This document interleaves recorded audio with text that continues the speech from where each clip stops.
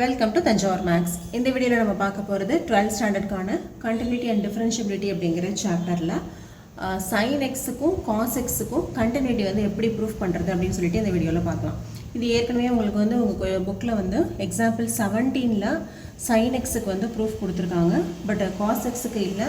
Cos x is also a continuous function தான். So நம்ம என்ன பண்ண போகிறோம், இந்த வீடியோவில் நம்ம சைன் எக்ஸையும் காஸ் எக்ஸையும் எப்படி வந்து கண்டினியூஸ்னு ப்ரூஃப் பண்ணுறது அப்படின்னு சொல்லிட்டு அந்த மெத்தட் வந்து பார்க்கலாம். நம்ம சேனலை நீங்கள் சப்ஸ்கிரைப் பண்ணாமல் இருந்தீங்கன்னா சப்ஸ்கிரைப் பண்ணிடுங்க. வாங்க வீடியோக்குள்ளே போகலாம். ஸோ ஃபஸ்ட்டு சைன் எக்ஸ் அப்படிங்கிற அந்த ஃபங்க்ஷனை நம்ம எப்போவுமே என்ன எடுப்போம், ஒரு ஃபங்க்ஷனை எஃப் ஆஃப் எக்ஸ்ன்னு தானே சூஸ் பண்ணுவோம். அதே போல் F of X equal to sine X அப்படின்னு சொல்லி எடுத்துக்கோங்க. எப்போவுமே நம்ம கண்டினியூட்டிக்கு இவ்வளோ நேரம் நம்ம என்ன ப்ரூஃப் பண்ணியிருக்கோம், ஆல்ரெடி நம்ம வந்து எக்ஸசைஸ் ஃபுல்லாகவே 5.1 ஃபுல்லாகவே கம்ப்ளீட் பண்ணியாச்சு. ஸோ இன்ட்ரொடக்ஷன் வீடியோவும் நம்ம போட்டிருப்போம்.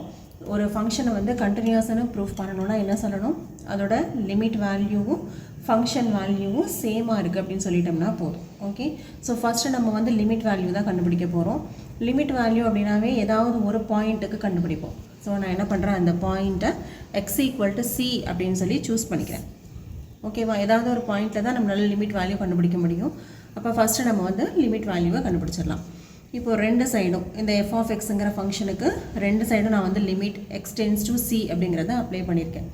பண்ணிவிட்டு இப்போ டேரெக்டாக எக்ஸ் டென்ஸ் டு சின்னு போட்டால் நமக்கு சைன் சி அப்படிங்கிறது டேரெக்டாகவே வந்துடும். ஸோ நம்ம வந்து ப்ரூஃப் பண்ணணும் இல்லையா. ஸோ இதை எப்படி நம்ம ப்ரூஃப் பண்ண போகிறோம் அப்படின்னா, இந்த இடத்துல எக்ஸ் இருக்குல்ல, எக்ஸுக்கு பதிலாக சி ப்ளஸ் ஹெச் அப்படின்னு சொல்லி போட்டுக்க போகிறேன். ஹெச்ங்கிறது ஒரு கான்ஸ்டன்ட் தான். ஹெச் வந்து tense to 0 when X tends to C.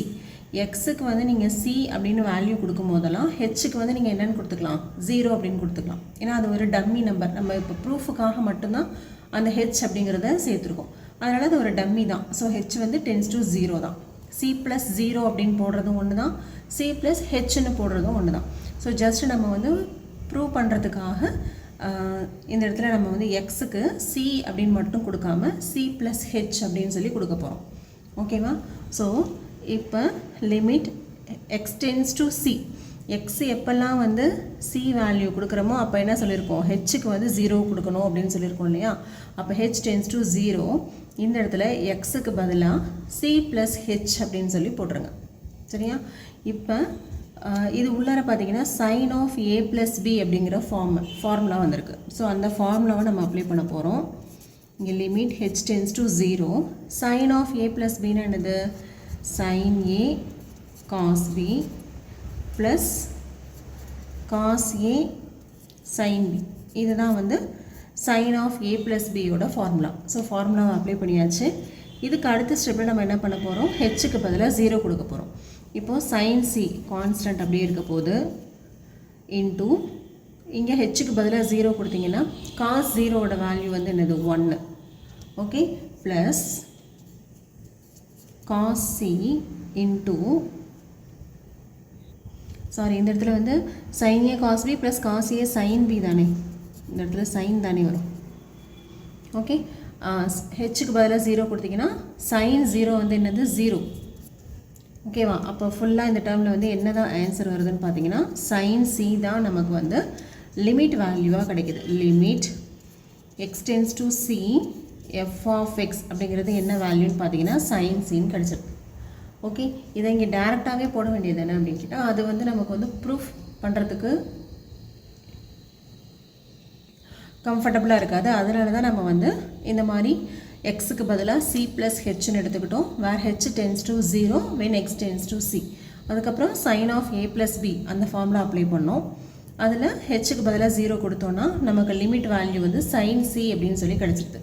Next நம்ம என்ன பார்ப்போம், எப்போவுமே வந்து ஃபங்க்ஷன் வேல்யூ பார்ப்போம். So for X equal to சிக்கு தான் நம்ம கண்டுபிடிச்சிட்ருக்கோம். அப்போ எஃப் ஆஃப் சி வந்து என்ன வரும், சைன் சி. இப்போ இது ரெண்டையும் கம்பேர் பண்ணிங்கன்னா லிமிட் வேல்யூ ஃபங்க்ஷன் வேல்யூ ரெண்டுமே சேமாக இருக்குது.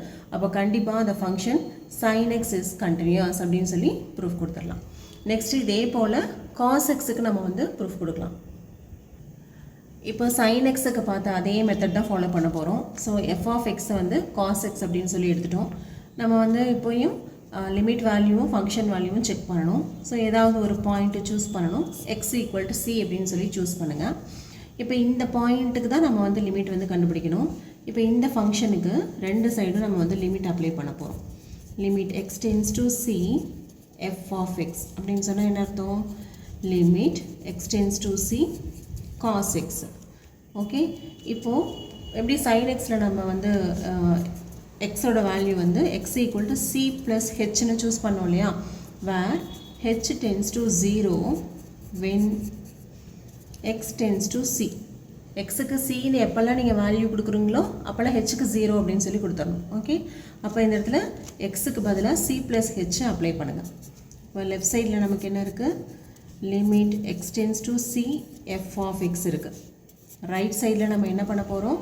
இந்த எக்ஸுக்கு பதிலாக காஸ் எக்ஸுக்கு பதிலாக சி ப்ளஸ் ஹெச் அப்படின்னு சொல்லி சப்ஸ்டியூஷன் கொடுக்க போகிறோம்.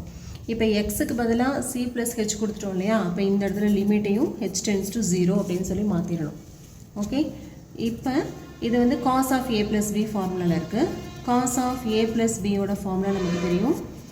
Cos A cos B minus sin A sin B, sorry, sin A sin B. Okay, இப்போ ஹெச்சுக்கு 0 அப்படின்னு சொல்லி வேல்யூ அப்ளை பண்ணிங்கன்னா ஃபஸ்ட்டு வந்து cos c is a constant, அது அப்படியே தான் இருக்கும். ஹெச்சுக்கு 0 போடும்போது காஸ் 0ஓட வேல்யூ வந்து 1 மைனஸ் சைன் சி இன்ட்டு இது வந்து சைன் 0 வந்து 0ன்னு நமக்கு தெரியும். ஸோ லிமிட் வேல்யூ என்ன வருது அப்படின்னு பார்த்தீங்கன்னா limit X tends to C F of x வந்து நமக்கு காஸ் சி அப்படின்னு சொல்லிட்டு கிடச்சிருக்கு.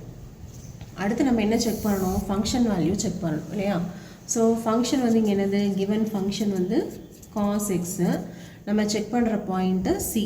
அப்போ எஃப் ஆஃப் சி கண்டுபிடிச்சோம்னா காஸ் சி. இப்போது லிமிட் வேல்யூ ஃபங்க்ஷன் வேல்யூ ரெண்டுமே சேமாக இருக்கிறதுனால that is therefore limit x tends to c f of x is equal to f of c. okay, limit value function value ரெண்டுமே ஈக்குவலாக இருக்கிறதுனால we can say f is continuous. அதாவது இந்த இடத்துல fங்கிறது என்னது? cos x. அப்போ cos x is continuous. Okay, இதுதான் வந்து sin xக்கும் cos xக்குமான கண்டினியூட்டிக்கான ப்ரூஃப் கொடுத்துருக்கோம். ஓகே, நெக்ஸ்ட் வீடியோவில் நம்ம வந்து எக்ஸசைஸ் 5.2 அதாவது டிஃபரன்ஷியபிலிட்டி சாப்டர் தான் பார்க்க போகிறோம். அதுக்கு ஒரு இன்ட்ரொடக்ஷன் பார்த்துட்டு அதில் செகண்ட் எக்ஸசைஸ் இருக்குல்லையா 5.2 அதில் உள்ள கொஷின்ஸ் எல்லாமே நம்ம வந்து சால்வ் பண்ணலாம். நம்ம சேனல் உங்களுக்கு பிடிச்சிருந்ததுன்னா லைக் பண்ணுங்கள், ஷேர் பண்ணுங்கள். தேங்க்யூ ஃபார் வாட்சிங்.